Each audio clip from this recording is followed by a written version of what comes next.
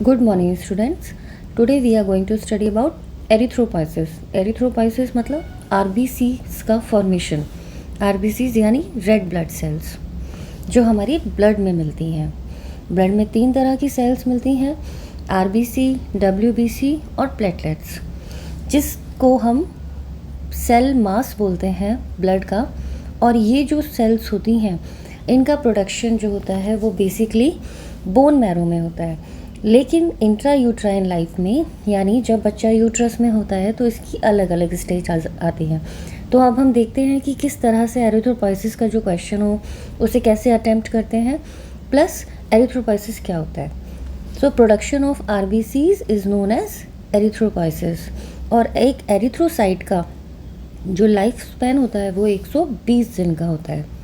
अगर हम red cell mass के बारे में बात करें कि बॉडी में वेट के अकॉर्डिंग रेड सेल्स कितना ऑक्यूपाई करता है, तो एक नॉर्मल मैन में 26 to 32 ml पर किलोग्राम ऑफ बॉडी वेट, जबकि वुमेन में 23 to 29 ml पर किलोग्राम ऑफ बॉडी वेट ये ऑक्यूपाई करता है.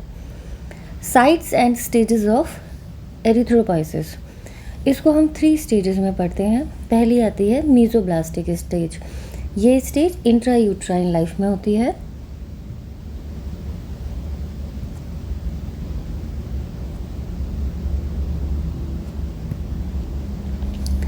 इंट्रा यूट्राइन लाइफ यानी जब बच्चा यूट्रस में होता है. Erythropoiesis first takes place in the mesoderm of yolk sac in intra uterine life. Erythropoiesis is intravascular in this stage.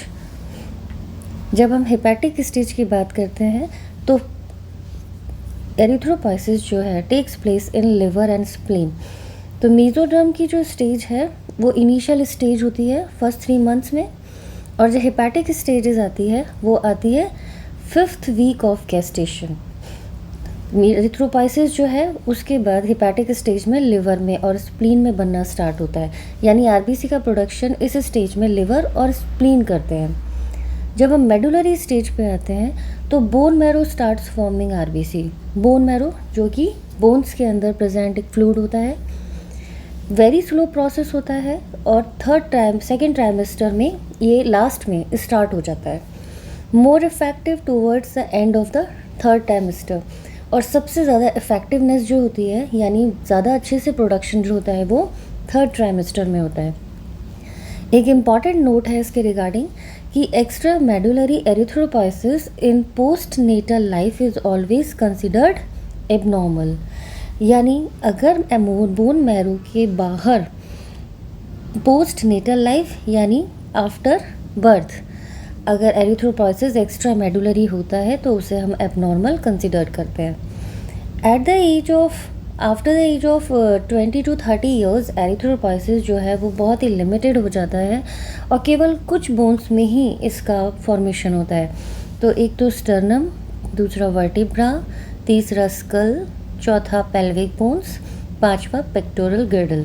और इस पे MCQ क्वेश्चन आता है. इसके साथ साथ किस स्टेज में कौन से ट्राइमेस्टर में किस स्टेज में एरिथ्रोपोइसिस होता है उस पे भी MCQ क्वेश्चन पूछा जाता है. जैसे हेपेटिक स्टेज की बात करें तो 5th वीक ऑफ गेस्टेशन, ये भी एक MCQ क्वेश्चन है. ठीक है. मेडुलरी स्टेज में कब मैक्सिमम जो है वो आरबीसी प्रोडक्शन होना स्टार्ट होता है बोन मैरो में, तो that is a 3rd trimester. Now steps of erythropoiesis. Steps के लिए सबसे पहले हम देखेंगे हीमोपोएटिक स्टेम सेल है, वो बनाती है common myeloid progenitor. Common myeloid progenitor जो है वो कॉलोनी फॉर्मिंग यूनिट बनाता है. कॉमन माइलॉइड प्रोजेनिटर के बाद जो कॉलोनी फॉर्मिंग यूनिट है उसमें 2 तरीके की सीरीज़ आती हैं, एक तो माइलॉइड सीरीज़ और दूसरा एरिथ्रॉइड सीरीज़. ये बर्स्ट फॉर्मिंग यूनिट बनाती हैं और E फॉर एरिथ्रोसाइट.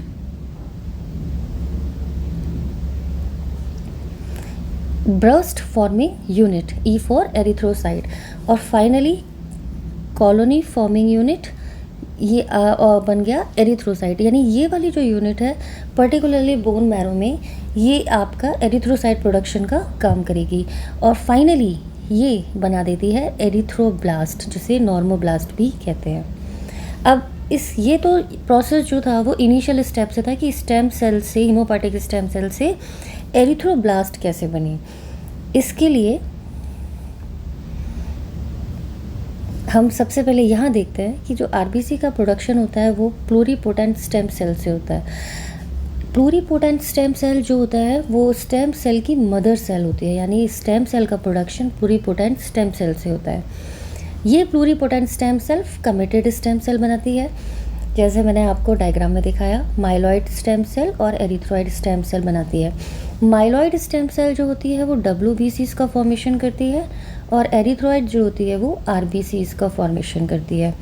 इसके बाद जब ये एरिथ्रॉइड सीरीज़ की हम बात कर रहे हैं, चूँकि RBC का फॉर्मेशन है, ये सब्सीक्वेंट प्रोजेनिटर और प्रिकर्सर सेल्स बनाती है, जिससे बर्स्ट फॉर्मिंग यूनिट एरिथ्रोसाइट बनती है। और ये एरिथ्रोसाइट प्रोजेनिटर जो है वो finally colony forming unit erythroid progenitor cells जो है वो मॉडरेट नंबर में ब्लास्ट सेल्स बनाती है, जो कि एरिथ्रोपोइटिक सीरीज़ में आगे फॉर्म करती हैं RBCs का प्रोडक्शन, और फाइनली बनती है एरिथ्रोब्लास्ट। ये वही एरिथ्रोब्लास्ट है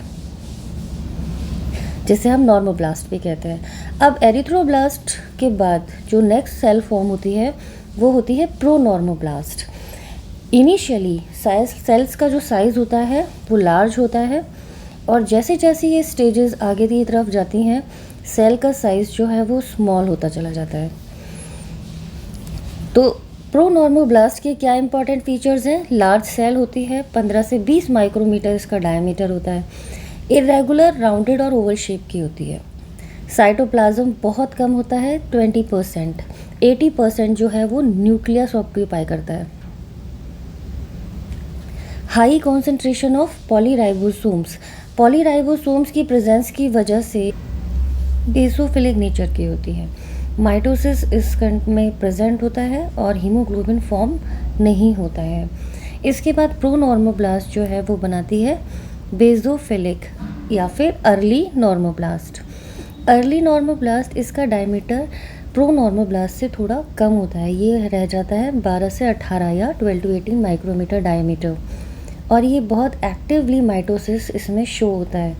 माइटोसिस के बाद साइटोप्लाज्म जो है वो बहुत ही स्कैंटी यानी छितरा हुआ थोड़ा सा रह जाता है, डीप ब्लू कलर की दिखाई देती है, बेसोफिलिक होती है क्योंकि इसमें बहुत ज़्यादा पॉलीराइबोसोम्स होते हैं। इसका न्यूक्लियस बड़ा होता है, लार्ज होता है। हेट्रोक्रोमेटिन इसमें जो है वो क्लम्प्स की तरह दिखाई देते हैं, तो इस वजह से जो अपीयरेंस है न्यूक्लियस की वो किस तरह से होती है? Wheel spoke of nucleus. जैसे कि जो साइकिल के जो न्यूक्लियस साइकिल के जो टायर होते हैं उसमें जिस तरीके से स्पोक्स लगे हुए होते हैं, उसी तरह उस न्यूक्लियस की अपीयरेंस होती है। जब बेसोफिलिक अर्ली नॉर्मोब्लास्ट अपनी स्टेज को कवर करती है तो उसके बाद नेक्स्ट स्टेज बनाती है पॉलीक्रोमैटिक या फिर इंटरमीडिएट नॉर्मोब्लास्ट। इसमें डायमीटर और भी कम हो जाता है, 10 to 14 माइक्रोमीटर डायमीटर रह जाता है, और हीमोग्लोबिन का अपीयर होना स्टार्ट हो जाता है। ये स्टेज जो है हीमोग्लोबिन अपीयरेंस शो करती है। साइटोप्लाज्म जो है वो ब्लू से पिंक हो जाता है एज हीमोग्लोबिन डाइल्यूट्स पॉलीराइबोसोम्स। तो पहले बेसोफिलिक थी इसीलिए ब्लू कलर की थी, लेकिन अब हीमोग्लोबिन की वजह से ये ब्लू से पिंक कलर में आना स्टार्ट हो जाती है। इसका न्यूक्लियस स्मॉल हो जाता है। हेट्रोक्रोमैटिन क्लम्प्स जो है न्यूक्लियस में वो एक चेकर बोर्ड, एक गेम होता है चेकर बोर्ड, अगर आपने देखा हो तो उसमें खाने बने हुए होते हैं, बिल्कुल उस तरीके से दिखाई देता है। और इसकी जो अपीयरेंस होती है वो कैसी दिखती है? न्यूक्लियस की चेकर बोर्ड जैसी। इसमें कोई न्यूक्लियोलाई अभी प्रेजेंट नहीं होता है। तो इंटरमीडिएट नॉर्मोब्लास्ट में बहुत इंपॉर्टेंट चीज़ है याद रखने की कि इसमें हीमोग्लोबिन अपीयर हो जाता है और इस पर MCQ क्वेश्चन आता है। दूसरा कि बेसोफिलिक अर्ली नॉर्मोब्लास्ट में न्यूक्लियस की शेप कैसी होती है, इस पे भी एक MCQ क्वेश्चन पूछा जाता है। इसके बाद इंटरमीडिएट नॉर्मोब्लास्ट जो है वो लेट नॉर्मोब्लास्ट बनाती है, जिसे हम बोलते हैं ऑर्थोक्रोमैटिक नॉर्मोब्लास्ट। और इसमें फाइनली माइटोसिस के बाद जो ये ऊपर से इन प्रोनॉर्मोब्लास्ट, बेसोफिलिक नॉर्मोब्लास्ट, पॉलीक्रोमैटिक नॉर्मोब्लास्ट के बाद जो माइटोसिस कंटिन्यू चल रहा था, उसके बाद ये फाइनल माइटोसिस की स्टेज होती है इस सीरीज़ में।